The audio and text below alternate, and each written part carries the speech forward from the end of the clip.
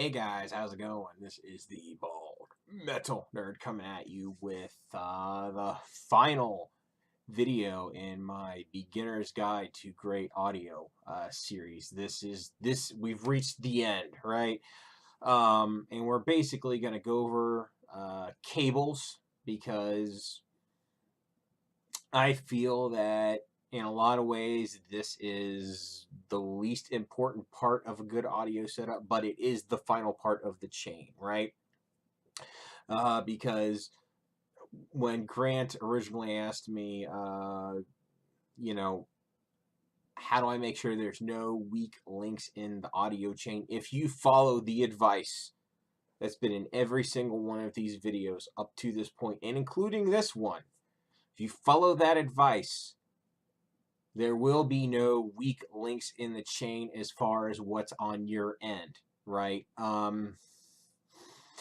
It just won't be. If you follow all of these concepts and apply all of this stuff to your own setup, no weakness on your side. The only way stuff will sound bad at that point will be probably due to honestly a shitty recording, because the loudness wars and just a whole bunch of other things can make recording sound very bad. So if you go through all this and your stuff still sounds bad, it's probably the music you're listening to. You may want to try some different stuff, see what does sound good. So anyway, on to the main discussion here. We're talking about cables. And there is, first off, we're going to talk about digital cables, right? As far as how much money do you have to spend on digital cables to get quality cables? Well, the price is low.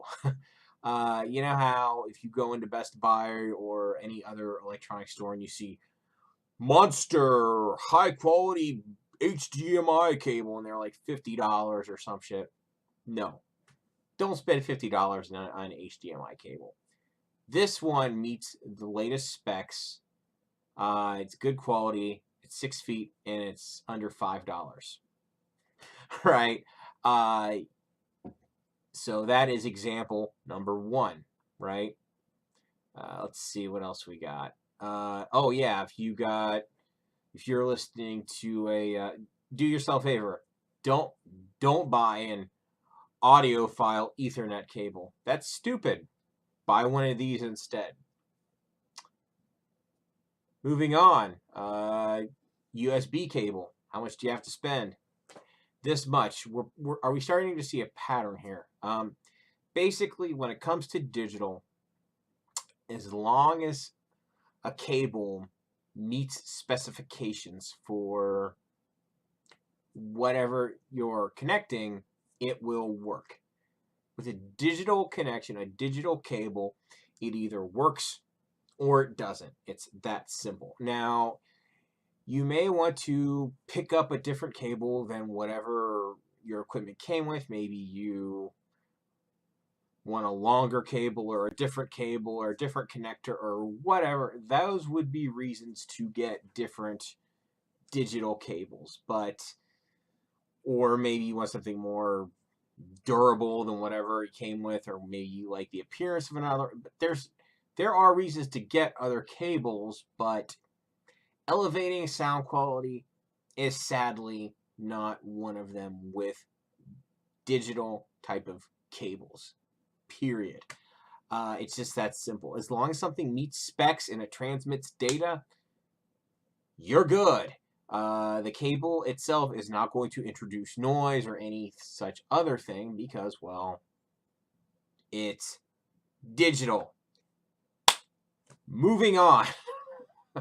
We're going to say, okay, how much do good speaker wires cost? Well, you don't have to spend tons of money to get a good speaker wire, because this, to me, looks like a really nice speaker wire, 10 foot. It's got banana plugs on the end. I really like banana plugs, just myself. Not for sound quality. They don't do anything for sound quality. Just make it a lot more convenient to, hook and unhook your speakers from an amplifier. So I'm a big fan of banana plugs, and these are a whopping $15. not multiple thousands. Imagine that.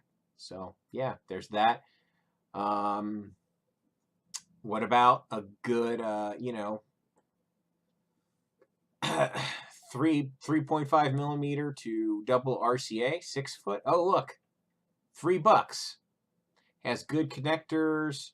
It's obviously we got a nice thick cable there. Blah blah blah. Pretty nice looking. $3 whopping. What do we have just for 3.5 millimeter, 3.5 millimeter? Nice and thick. $1.86. I know we're breaking the bank here. Here we are with looks like 6 foot RCA cable for $3.70. This definitely looks like it's quality to me. Again, this is not multiple thousands of dollars. I know that there are tons and tons of really expensive interconnects and other cables out there. Don't fall for that stuff. Now, if you do want to spend a bit more and know you're getting absolutely the best quality, I think this Monoprice's products are going to suit most people, right? But if you're a little crazier, like myself, and you want to know you're getting the absolute best cables, you are going to have to spend a little bit more. And I would recommend Blue Jeans cable. Now, this stuff is more expensive than Monoprice, but it's not crazy. These don't cost thousands of dollars for interconnects, right? Basically, what's important in analog cables is you want a good thick gauge, you want them to be shielded, and you're going to want low resistance and capacitance. Now, I'm going to go ahead and show you, we're going to price out the one here that I have. Let's say you want a 6-foot cable here, and let's say you want, 6 feet? It wasn't that expensive. Maybe this isn't the right one. Maybe that's not what I bought. It was not $50. That doesn't seem right. Unless this has gone up significantly. Okay. Let's try this one.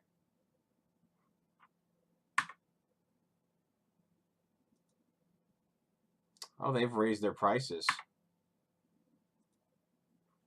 significantly since I bought these. Is this going to be worth 10 times the cost of Monoprice? I don't know. Yikes. It's more expensive than it was. When I bought these, because I actually have these in my stereo, they were about $30, not $50. That does kind of change the equation a little bit, right? Yikes. Oh, yeah, I don't know, guys. I was gonna say, hey, check these guys out, but it definitely seems that they've raised the price since I purchased them. Anyway, whatever. The point is, though, that these cables are basically built to studio / broadcast quality. That's something, I did research on this, and that's basically what these are built to. So, these are extremely good cables. Now, you're going to have to decide after you do some research on this if you want to spend this much on an interconnect. It's a little more than I thought it was going to be. Surprisingly, though, their speaker cable is very expensive. It's like $1 something a foot for the high-end stuff. So, it's whatever. Let's go with here. Let's look and see what they've got here. Let's do 8-foot cable. Okay, that's not bad. $35.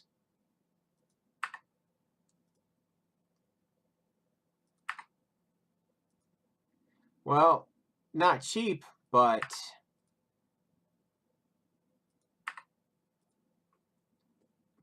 you know, whatever. Anyway, you're going to want to look at the gauge and all of that. So a little bit of sticker shock on the Blue Jeans stuff. That's the fun of doing these videos live, right? I can see you're saying, yeah, I have these in my system, but the prices went up significantly since I did it. But to be fair to Blue Jeans, I think their cables are extremely high quality. And as far as, might as well talk about it, price to performance ratio, and diminishing returns. How much better are these to be? How much better are these going to be than the mono price cables? I don't know. I definitely think the mono price cables that I showed off before are going to be a huge step up than what most equipment ships with. Most equipment ships with bottom of the barrel, ultra cheap, crappy interconnects. It just does. They do that to save money, yada, yada, yada. You're probably at least want to get the mono price stuff. You will notice a sound improvement with mono price cables. Now, how much better is this stuff than the mono price? I don't know. But I can't imagine wanting to spend more on this than you're going to want to spend on, I can't imagine spending any more for internet connects than what these guys charge. To me, if you spend any more than this, you're a little cuckoo for Cocoa Puffs. The reason for that is the point of diminishing to returns and price to performance ratio, right? Price to performance ratio basically boils down to how good is it for the amount of money you spend, right? You know, you can get some absolutely incredible equipment for really, really, really high prices, right? You can buy, the sky's the limit on this stuff. You can buy $100,000 amplifier. It's probably going to be extremely powerful, drive your speakers incredibly well, be silky smooth, blah, blah, blah, blah, blah, but it's $100,000. Let's compare that to, say, you know, a $500 amplifier, right? Is it going to be 200 times better than that $500 amplifier? Absolutely not. No, it won't be 200 times better than that $500 amp. It will probably be better, but will it be 500 times better? Probably not. Same thing with, you know, speakers, right? Let's say you get a set of speakers that cost, I don't know, a couple $100 for the pair, like $400 or $500 for the pair, right? Now, are those $400 or $500 speakers going to sound miles better than $15 speakers? Yes, because the price to performance ratio on that is going to be really good. The sound on those $400 or $500 speakers is going to be out of this world. Now let's compare to the $15 speakers. Now let's say you compare the $500 speakers to the $100,000 speakers. Are those going to be 200 times better? Probably not. There is going to be a sweet spot to price to performance ratio for anything, but it's going to be up to you how much you want to spend and where that cutoff is. You're always going to want to, you know, do an internet search at the very least for best whatever and whatever your budget is. And it's going to give you all kinds of ideas about what to research, what to buy, blah, blah, blah, for any given budget.